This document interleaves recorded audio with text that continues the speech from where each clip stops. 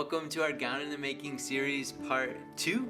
Last week we showed you how we started working with a childhood cancer survivor named Andre to create a penguin idea. And this week we're going to show you how we're taking that idea and turning it into a real life prototype.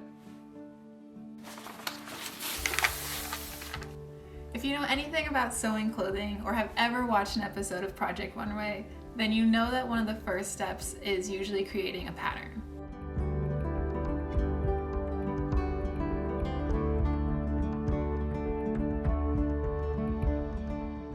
So now that we have the penguin design laid out on the gown, it's time to sublimate. So over the past few weeks, we've been reaching out to a lot of sublimation shops, and unsurprisingly, no one wants to make 2 prototypes, right? It's just not big business. But we did find one shop in Portland that seems promising. They told us they have fabric swatches to show us. So we just got our butt in the car and we're gonna drive 3.5 hours to go meet them.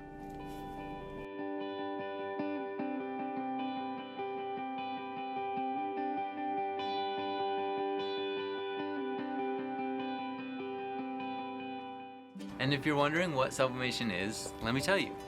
Sublimation is a type of fabric printing that allows you to put really high quality, full color images on fabric. The digital design is printed onto a special type of paper.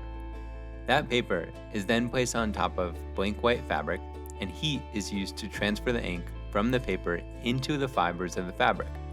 The final material ends up feeling totally smooth, and the colors look super vibrant, which will allow us to make a really fun and colorful gown.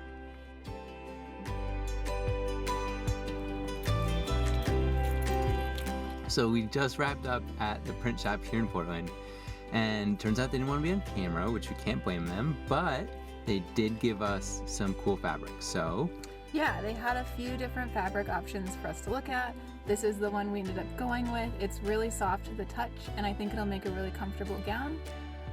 They didn't have any information on whether it was flame resistant, so that is a requirement by federal law for any children's gowns or sleepwear. So when we go to production for the real thing, we'll have to make sure that the fabric we use is certified, but for the prototypes, this will be a great option. And so now that we have the fabric we want and we have the design, they're gonna print the design on the fabric and mail it to us in about 10 days so we don't have to drive back to Portland.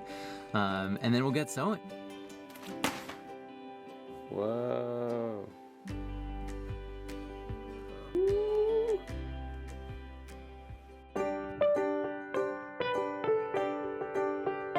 So it's Saturday morning and we're heading over to Andy's parents' house because Andy's mom is our official master sewer. Not officially, but you know, she's good at sewing and we want her help.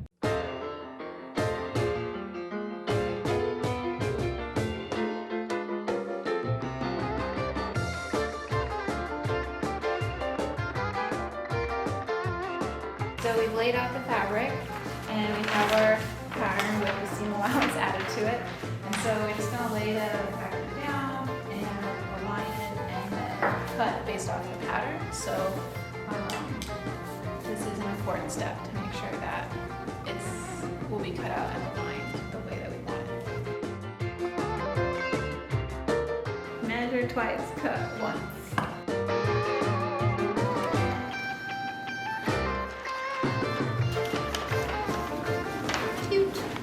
We're one gown in, we have another gown to cut, and then we'll sew them both. Kind of blown away by how well Andy and her mom work together. Maybe we should hire her mom, I don't know. So the pieces are cut and we are now just aligning them to double check that they're all matching up as they should. It's looking good so far. The next thing we would do would be to start pinning them, so when we put them through the sewing machine, everything stays matched along the seams as they should. We're missing the bias tape still. It hasn't come in the mail yet, so we are probably not going to sew today. We will start once that comes.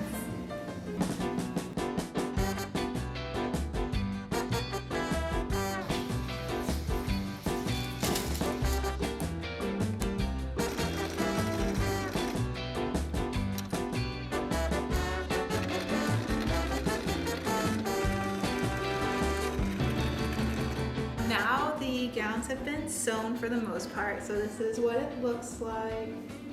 The back looks like that. We still have to sew the shoulders and as well as the neckline. So my mom is putting on this bias tape around the neck, which will give it kind of a soft feel for the kids. So that's what we're doing today. And then I will put on buttons on the shoulder and the gowns will be ready to go.